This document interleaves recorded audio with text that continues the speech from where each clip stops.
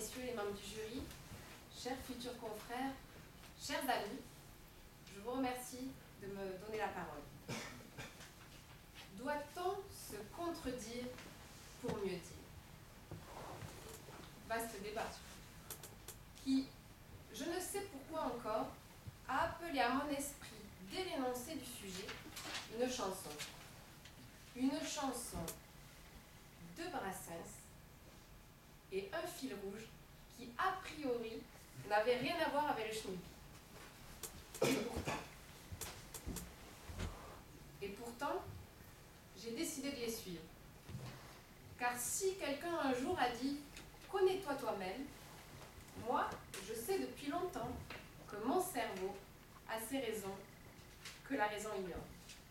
Alors, je vais vous épargner les fausses notes et je vous demanderai, si possible, de me suivre. Ô village sans prétention, j'ai mauvaise réputation. Que je me démène ou que je reste quoi, je passe pour un je ne sais quoi. Je ne fais pourtant de tort à personne.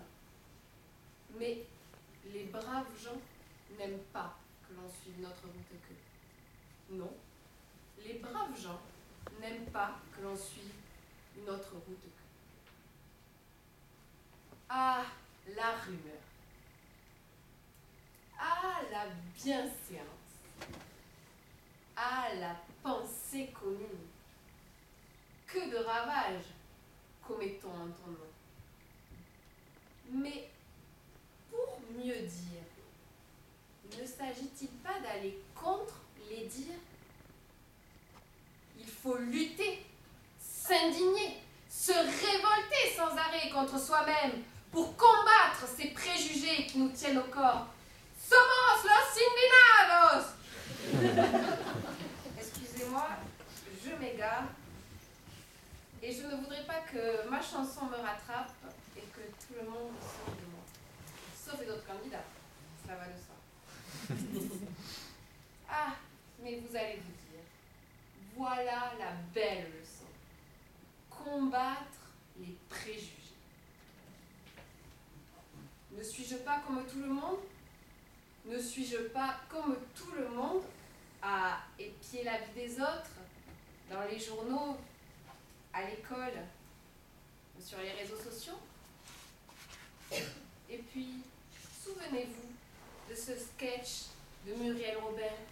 Vous savez, quand sa fille choisit d'épouser un noir, oui, un noir noir, pas un noir un peu blanc, non, un noir noir, complètement noir.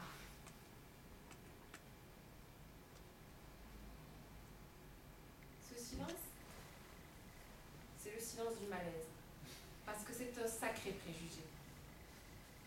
Mais pour ces humoristes, il ne s'agit plus de détourner la censure, comme au temps du roi Soleil, tel un Molière. Enfin, j'espère.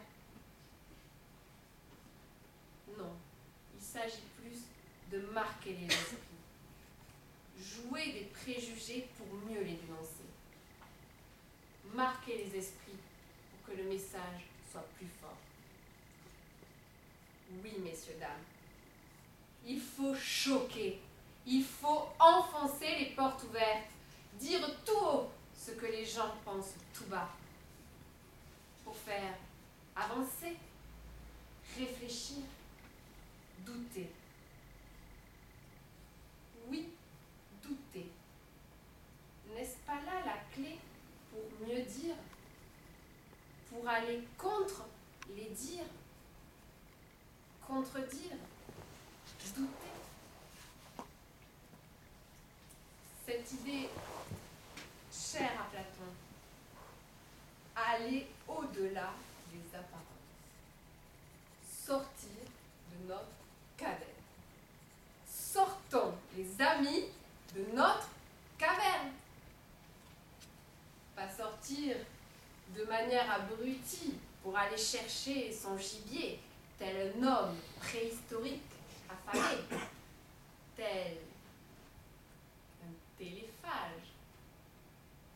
qui avale sans réfléchir les propos d'une télé chronophage.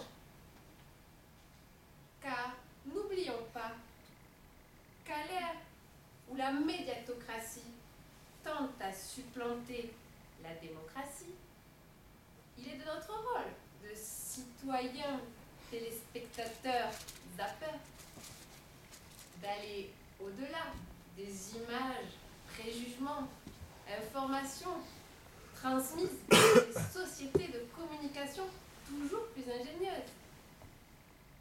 Alors, il nous appartient de sortir, échanger, découvrir les autres. Aller au-delà de l'ombre qu'ils renvoient d'eux sur les parois de notre caverne. Ou sur Facebook, notre caverne.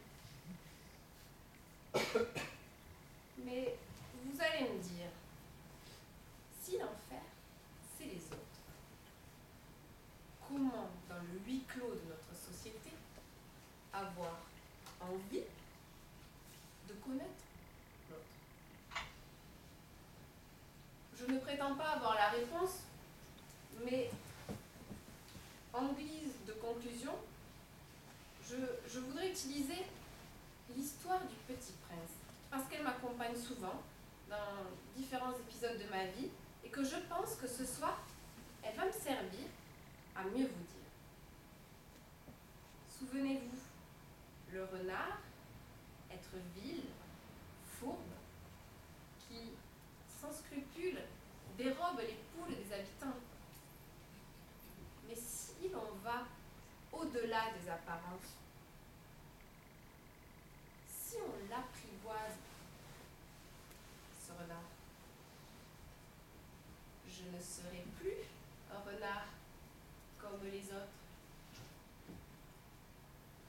Si tu vas au-delà des dires, petit prince, tu découvriras un renard différent. Tu en parleras et le verras différemment. Nous pouvons tous, un jour, être ce renard. Alors ce soir, quitte à me contredire,